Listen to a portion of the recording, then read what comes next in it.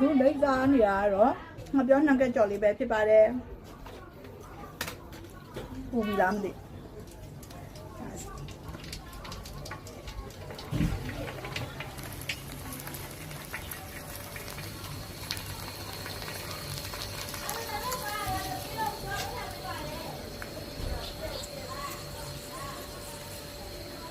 mới có hả ai lùi chuyện nhỉ bà má cô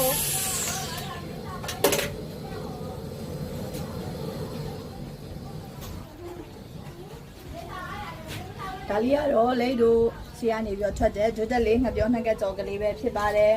လိတ်အရန်ကြိုက်တော့ favorite နော်ဒါကတော့စက်သွန်ပေါင်းကြော်လေးပဲဖြစ်ပါတယ်အဲ့ဒါလေးတွေကိုလိုချင်တယ်ဆိုလို့ရှိရင်တော့အစိတ်သားထုတ်ကလေးတွေပါတဲ့အထုပ်ပေါ့နော်ဒီလိုမျိုးအထုပ်အကြီးရတော့ဒီလိုမျိုးအထုပ်ကြီးရတော့တစ်ထုပ်ချင်းသေးကို9000ပါအစိတ်သားပါပါတယ်ဒီဟာကတော့အစိတ်သားကို9000ပါအထုပ်အသေးရတော့10သားပါပါတယ်10သားဟုတ်160 gram ပေါ့နော်10သားပါပါတယ်သူကတော့တစ်ထုပ်ချင်းသေးကို2000ပါရှင်10ထုပ်သေးကိုတော့1500ပါဒါကတော့10ထုပ်သေးကို4000ပါ10ထုပ်ကိုစိုက်တလို့မျိုးပေါင်းပြီးတော့တွဲယူလို့ရပါတယ်အစုံပေါ့နော်အရသာစုံတွဲယူလို့ရပါတယ်အရသာ5မျိုးရှိပါတယ်တိုဘူးမာလာရှိမယ်အာလူးမာလာရှိမယ်ပြီးလို့ရှိရင်ငါပြောနှံခဲ့ရှိမယ်စက်သွန်ပေါင်းကြော်ရှိမယ်5မျိုးရှိတယ်ပေါ့နော်ပြီးရင်5မုတ်ရှိပါတယ်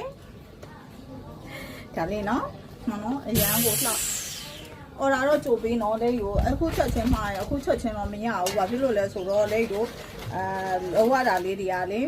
လူရင်အားနေတဲ့အတွက်ကြောင့်မို့လို့အခုမှာရနော်အခုချက်ချင်းမရပါဘူးလေးကို2ရက်လောက်တော့ကြိုတင်ပြီးတော့အော်ဒါတင်ပေးပါအရင်ကတော့လေးဒီအကြော်ပြီးသားအစင်သင်းဟာလေးပါလေးထွက်တယ်ပေါ့နော်ဒါပေမဲ့အခုတော့လေးမကြော်နိုင်လို့